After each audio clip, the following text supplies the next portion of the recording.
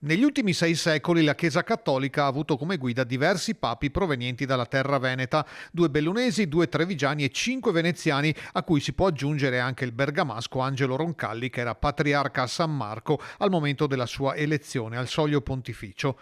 Benedetto XI, Niccolò Bocassini, scelto nel 1303, arrivava dai Domenicani di Treviso. Nel XV secolo 3 papi sono arrivati da Venezia: Angelo Correr, Gregorio XII, Gabriele Condulmer, Eugenio IV e Pietro Barbo, Paolo II.